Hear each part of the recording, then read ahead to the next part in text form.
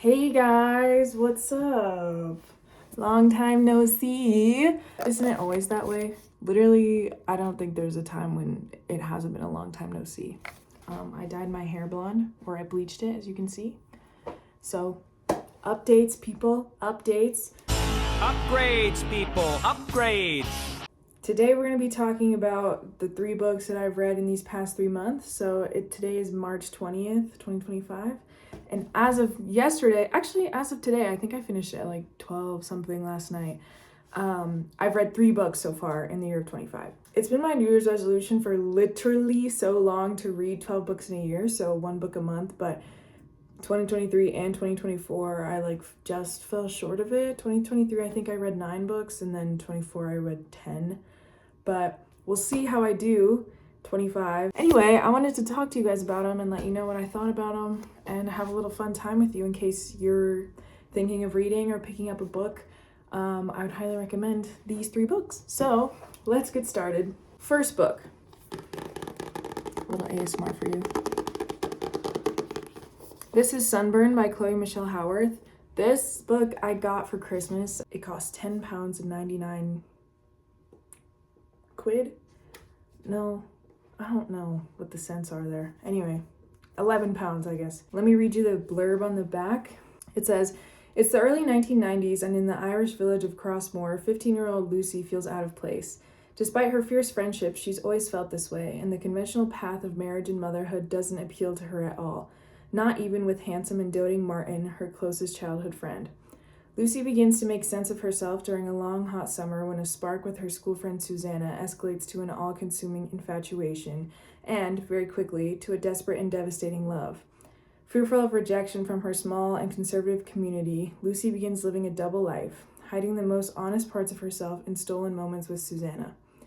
But with the end of school and the opportunity to leave Crossmore looming, Lucy must choose between 2 places, 2 people, and 2 futures, each as terrifying as the other. Only one can offer her real happiness." So, this is a queer coming-of-age novel, again, set in the 1990s in Ireland. This was so beautifully written. I cried real tears. Chloe Michelle Howarth has such a way with words and such a way of saying things that it just makes sense. I've never been in love like this, but through this book, I damn well near experienced it too. It's got a solid plot, a satisfying ending. I think it's so human and raw. Let me find you a quote and read you something because the prose is just gorgeous. It's on page 77. "Your hand is cold. Just to fill up the silence, I laugh. It's a way to distract myself from the burning, tight skin under my palm. Very slowly, I bring the ice up to her back. She feels the cold coming from it before it even touches her. When finally the tea towel meets her skin, she lets out a little gasp. A jolt of cold goes through her. I want so badly to take a raw ice cube to her back and watch it melt against the heat of her. How terrible it must be to feel my dreadful eyes crawling across her skin. The light of the freezer brings soft yellow to her face, and she half turns over her shoulder, suddenly seeming very shy, and says the slow and warm words, 'Thanks, Lucy.' Some parts of her I keep in my memory, others in my heart. This I keep in my blood. And all night in my bed, my blood slowly drags through my veins, bringing that moment to every piece of my body. It is beyond words. This isn't a feeling, it is a state of being. Susanna has done to me what she did to Liam Collins in the corner shop, and what she did to Miss O'Neill outside the chipper, and what she does to her mother every day. She has put herself at the center of my attention, she has taken control of my emotions, and I feel her thrashing around within me so intensely. I pray she will never go." Like gay ass shit, bro, I'm telling you. This is also a short read.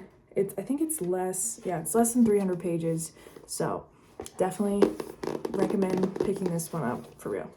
Okay, the second book I read, I actually don't have a copy of because in some weird state of mind, I went into the library after one of my classes and picked a book up off the shelf and then spent the next 4 hours in a chair reading it. I didn't even check it out. I just walked in, read it, and then left, having finished it. That book is Dogs of Summer by Andrea Abreu, I think is how you say her name.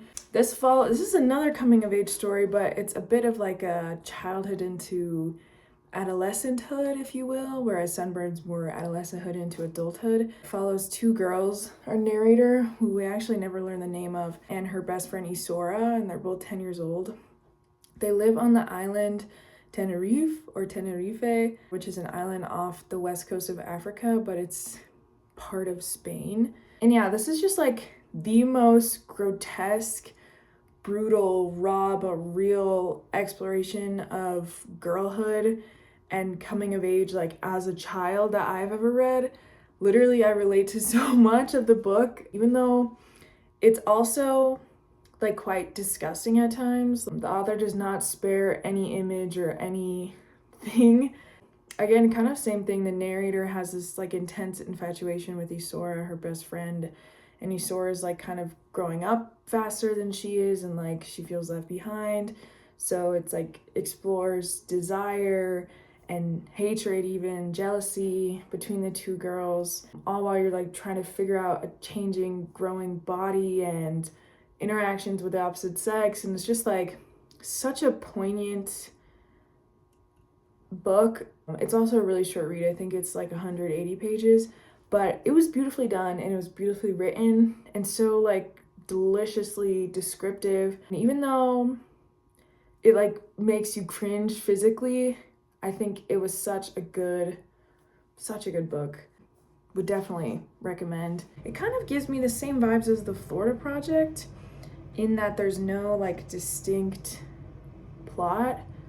There's no like really rigid hero's journey, but it does like just follow the girls, and obviously things happen to them and it's just like them growing up. Sunburn has a bit more of a plot, but kind of the deal with all these books is like it's just life, and I think that's something I'm pretty interested in. I guess I don't know, I fucking live a human life, so it makes sense that I would be. But I saw a TikTok and it's like every time you read a piece of fiction, she was like, fiction usually gets discounted and is not seen as valuable as nonfiction. And she's like, every time you read a piece of fiction, you're experiencing someone else's like human experience and what it's like to be them, and by that you're becoming a better, more empathetic person. I'm kind of really into that genre right now because that's all the books I've been picking up. I'm also really into prose myself. I write poetry. I have a poetry account actually. It's For My Dearest. I'll put it on the screen if you want to follow me. Also, sorry, the heat just turned on, so if you hear that, that's that. Yeah, so I like really definitely appreciate the flowery language, I will say. Okay, last and final book was this fucking behemoth of a book, The Goldfinch. I posted a vlog on my spam account a couple months ago, I think, like maybe in November, of me checking out this book from the library. So technically, I read this over more than a 3-month period, but I feel like because of the length, like, might as well count for 2 books, so it doesn't really matter. But yeah, this is such a good book. Read you the back. It says, Theo Decker, a 13-year-old native New Yorker, miraculously survives an accident that kills his mother. Abandoned by his father, Theo is taken in by a wealthy Park Avenue family. He is bewildered by his strange new home and, tormented by his longing for his mother, clings to the one thing that reminds him of her, a small, mysteriously captivating painting that has come into his possession. As an adult, Theo moves easily between the antique store where he works, the drawing rooms of the rich, and the underworld of art. He is alienated, unmoored, and in love, and drawn inexorably by the power of that painting into a narrowing, dangerous circle. So here's the painting. That's the Goldfinch. It's a real painting. Here's the cover.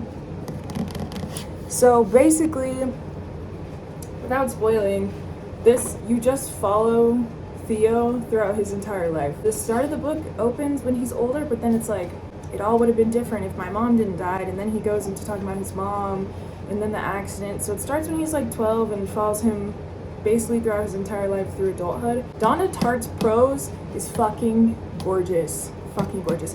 I love the way she writes.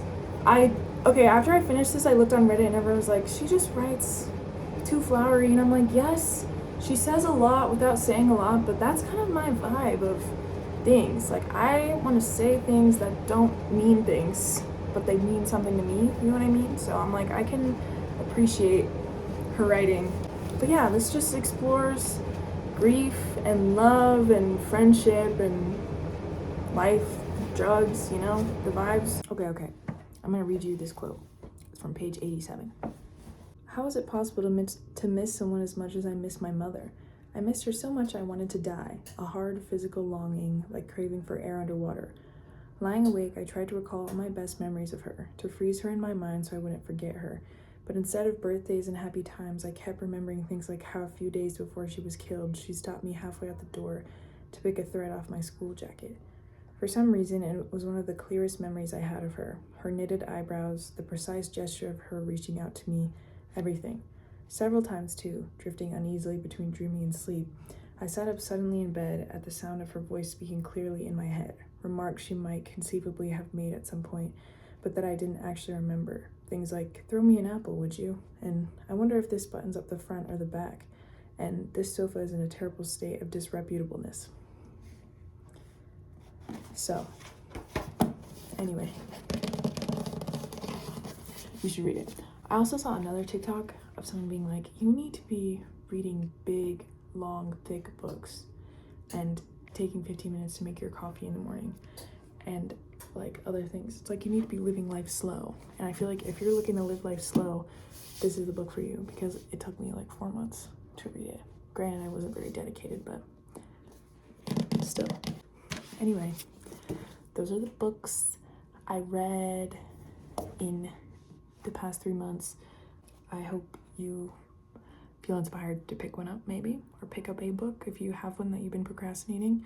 Leave your book recs in the comments down below, and I hopefully will see you in another 3 months with another 3 books. So, kisses to you. Farewell.